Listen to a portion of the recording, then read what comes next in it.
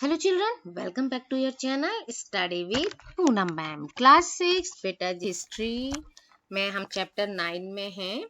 Chapter 9 is vital villages thriving towns. इसमें आज का टॉपिक है कॉइन्स। कॉइन्स जैसे कि हमने इसके पहले वाले वीडियो में एक स्टोरी पढ़ी थी, है ना, यंग मैन की, पुअर यंग मैन की, और उसने कितने अपने चतुराई से बहुत सारे पैसे कमा लिए, सिक्के। तो उसमें कॉइन्स आए थे कि उसने बहुत सारे कॉइन्स कमाए थे, है ना। तो जो कॉइन्स हैं या इस तरह के जो सिक्के हैं, उससे ही संपत्ति का क्या किया जाता है, मूल्यांकन किया जाता है, मेजर किया जाता है कि किसके पास कितने सिक्के हैं। जैसे आज भी कहते हैं ना कि पैसे, ये कितने पैसे हैं, अरबपति, खरबपति, करोड़पति। तो इस तरह मेजर किए जाते हैं वेल्थ को कॉइन से, पैसों से। उस टाइम पे ये कॉइन से मेजर किया जाता था। तो जो हमारे आर्कियोलॉजिस्ट हैं उनको उस युग के हजारों सिक्के मिले हैं, ठीक है। और सबसे पुराने जो सिक्के थे वो थे पंच, यानी पंच करके, जो जिनको हिंदी में कहते हैं आहत, मतलब आहत सिक्के थे, पंच्ड सिक्के थे, जो करीब 500 साल तक चले। वो पंच सिक्के 500 साल तक चले। और वो कैसे थे, जैसे कि यहाँ पिक्चर में ये दिखाया गया है, इस तरह के थे।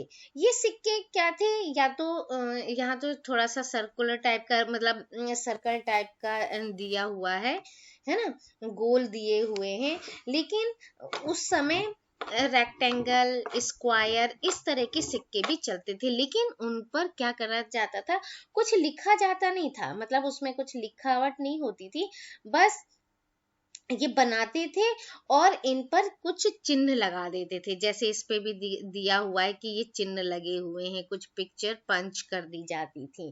तो इसीलिए ये क्या कहलाते थे, पंच्ड कॉइन्स कहलाते थे, है ना। ये चांदी या सोने के, यानी सिल्वर या कॉपर के सिक्कों पर अलग अलग तरह की आकृतियां बनाते थे। अलग अलग तरह से आकृतियों को, अलग अलग डिजाइन की आकृतियां इसमें क्या करते थे, पंच करते थे। और ये पंच किए जाने के कारण इन्हें इसीलिए क्या कहलाते हैं, पंच्ड कॉइन्स कहलाते थे, या आहत सिक्के इनको कहा जाता था, ठीक है। अब इसके बाद क्या है, ये इन सिक्कों का यूज तभी किया जाता था जो पंच्ड होते थे। अब इसके बाद है अदर मीन्स ऑफ एक्सचेंज। यहाँ एक छोटी सी पोयम दी हुई है, इसको आप पढ़ लीजिएगा। Poem, read this short poem from the Sangam collection, ठीक है। संगम साहित्य की छोटी सी कविता है, इसे देखो क्या है।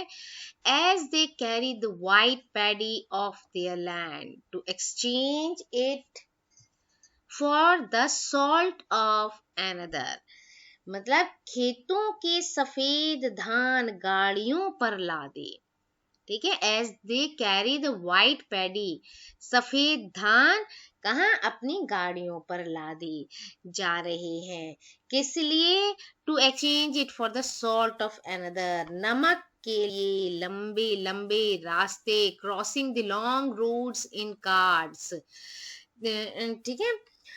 और क्या है, through sands white as moonlight, taking whole families who hate to be left behind. The departure of the salt merchants leaves the city empty. Salt was produced plentifully along the sea coast. नमक जो था ज्यादातर कहाँ पर मिलता था, जिसका production कहाँ पर होता था, ये समुद्र के किनारे पर होता था। Now cities with many function, cities तो बहुत सारे फंक्शन होते हैं, सिटीज जो होती हैं। जैसे आज भी देखो, गांव के लोग कहते हैं अरे वाह, शहर का तो अलग ही वो होती है। तो सिटीज तो हमेशा से ही थोड़ा सा अलग ही रहे हैं। तो अक्सर जो कई सिटीज होती हैं, कई कारणों से इम्पोर्टेंट हो सकती हैं, बहुत सारे कारण हो सकते हैं। कोई धार्मिक कारण से हो सकता है, कोई व्यापार के कारण से हो सकता है ना। तो इस तरह से जो टाउन्स होते हैं, जो सिटीज होते हैं, वो उनमें कुछ ना कुछ ऐसे इंपॉर्टेंट फैक्ट्स होते हैं। जैसे यहाँ दिया है, एग्जाम्पल के तौर पे दिया है मथुरा। मथुरा तो आप सभी ने सुना होगा।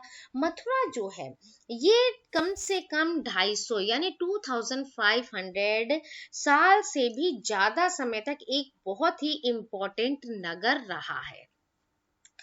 क्यों रहा है?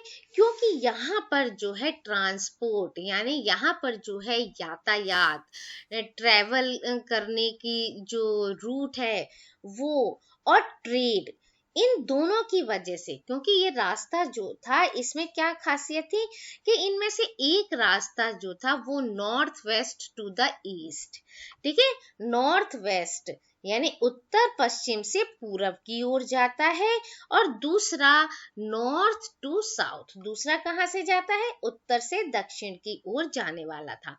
यानी कि ये जो था मेन पॉइंट, जैसे जैसे कहते हैं ना बीच में पड़ता है, तो इसको क्रॉस करके जाना पड़ता था। चाहे आप नॉर्थ वेस्ट से ईस्ट की तरफ जाओ, चाहे नॉर्थ से साउथ की तरफ जाओ, तो इधर इसलिए ये बहुत इंपॉर्टेंट प्लेस रहा ट्रेवल के, उससे भी व्यापार के नजरिए से भी, ट्रेड एंड ट्रेवल दोनों की वजह से। अब शहर के चारों, मतलब ये जो सिटी था वो चारों तरफ से कैसे था? किले बंदी थी, चारों तरफ से बड़ी बड़ी दीवारों से इसको घेरा गया था, जिससे कि अपने एरिया को पहले भी दिखाया बताया था ना इसके पहले भी वीडियोस में, कि राजा अपने एरिया को चारों तरफ दीवारों से, ऊंची ऊंची दीवारों से सेफ करके चलते थे, जिससे कि अपनी जनता का भी ध्यान रख सके और बाहर से कोई असामाजिक तत्व नहीं आ सके। तो इसलिए ये लोग क्या करते थे, अपने चारों तरफ से ऊंची ऊंची दीवारें बना लेते थे। तो यहाँ भी मथुरा में भी ऐसा ही था, तो किलेबंदी हुआ करती थी, और इसमें बहुत मंदिर भी थे, है ना, इस एरिया में मंदिर भी थे, और आज भी मंदिर बहुत फेमस है यहाँ के। आसपास के किसान जो थे, यानी जो फार्मर्स थे, वो और हर्डर्स जो पशुपालन करते हैं, वो शहर में रहने वाले लोगों के लिए भोजन, दूध, वैसी चीजें जुटाते थे। और तो और मथुरा बेहतरीन मूर्तियां बनाने का केंद्र था, यानी यहाँ मूर्ति भी बहुत अच्छी अच्छी और सुंदर सुंदर मूर्तियां बनाई जाती हैं, ठीक है। आज भी यहाँ के कृष्ण भगवान की मूर्तियां और भी तरह तरह की मूर्तियां, वस्त्र, सजावट, बहुत सारी चीजें आज भी यहाँ पर फेमस है ना। अराउंड 2000 ईयर्स एगो, लगभग 2000 साल पहले मथुरा जो है वो क्या हो गया, जो कुशान्स थे उनकी सेकंड कैपिटल थी। इसके बारे में और आगे और दूसरे चैप्टर में पढ़ेंगे और इलेबोरेट करके, अभी इसमें इतना ही पढ़ते हैं कि ये क्या थी, कुशान जो थे उनकी राजधानी थी, उन्होंने सेकंड कैपिटल इसे बना रखा था। और मथुरा एक धार्मिक केंद्र भी है, ठीक है। धार्मिक केंद्र कैसे है, रिलीजियस सेंटर कैसे है, कि यहाँ पर बौद्ध विहार है ना, बौद्ध मोनेस्ट्रीज, जैन श्रेन्स है ना, जैन मंदिर हुए, ये है, और इसके ये भी है, और कृष्ण भक्ति का तो ये एक महत्वपूर्ण केंद्र है ही है, उस समय भी था और अभी भी है कृष्ण जी के लिए, तो क्योंकि यहाँ कृष्ण जी का जन्म हुआ था, तो कृष्ण जी के जन्म से भी ये क्या हो गया, धार्मिक केंद्र, इंपॉर्टेंट प्लेस हो गया, है ना। तो मथुरा में जो है क्या है, मथुरा में stone slabs, statue have been found in Mathura. Mathura में कैसे स्टोन स्लैब यानी प्रस्तर खंड, पत्थर के खंड है, मूर्तियों पर अनेक अभिलेख मिले हैं, यानी पत्थर पे भी और मूर्तियों पर भी बहुत सारे अभिलेख यानी लिखी हुई चीजें मिली हुई हैं। और ये तो ज्यादातर कैसे मिली है, ये जनरली बहुत शॉर्ट इंस्क्रिप्शन है, मतलब ये नहीं कि बहुत बड़ी बड़ी चीजें या बहुत सारा चीजें लिखी हुई हो, ऐसे नहीं है, ये छोटी छोटी कुछ चीजें लिखी हुई हैं। और ये कैसे छोटी चीजें हैं, मतलब जो स्त्री पुरुष मठों में, मंदिरों में क्या करते हैं, दान देते हैं। तो दान पात्र पे हम क्या करते हैं, लिख लेते हैं ना। तो जो भी दान दिया जाता था वो उन पत्थरों पे, ईंट वगैरह पे, आप देखना कभी घूमने जाए मंदिरों में तो वहां देखेंगे कि किसने दान किया, सप्रेम भेंट, कुछ नाम लिख देते हैं, है ना। जैसे सप्रेम भेंट सीता, सप्रेम भेंट कुछ भी लिख दिया, अमर, अकबर, कुछ भी ऐसे, मतलब इस तरह से अपने उन पत्थरों पे लिख देते थे और ईंटों को भगवान के चरणों में दान के रूप में उनको दे दिया करते थे। तो ये सारी चीजें दान वगैरह का यही ऐसे लगता है कि मठों मंदिरों को दिए जाने वाले दान का उल्लेख करते हैं कि हाँ उन्होंने दान दिया होगा, कि इन्होंने दिया है, ये इसने दिया है। तो क्या होता है कि प्राय जो ये दान वगैरह देते थे वो कौन देते थे, कि राजा, उस समय के जो शहर के राजा होते थे, रानी होते थे, अधिकारी होते थे, है ना, मर्चेंट्स होते थे, या क्राफ्ट्स पर्सन होते थे, जो इस प्रकार के दान करते थे।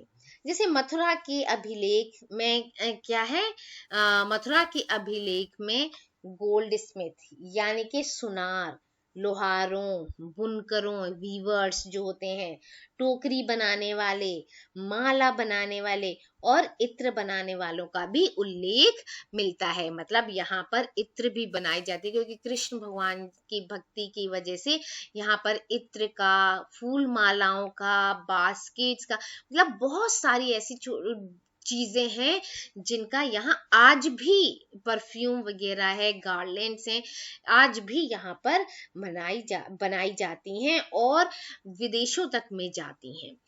तो इसलिए उस समय में भी था और आज भी मथुरा जो है वो इम्पोर्टेंट प्लेस है। तो वीडियो में इतना ही। Thank you. Like, share and subscribe my channel.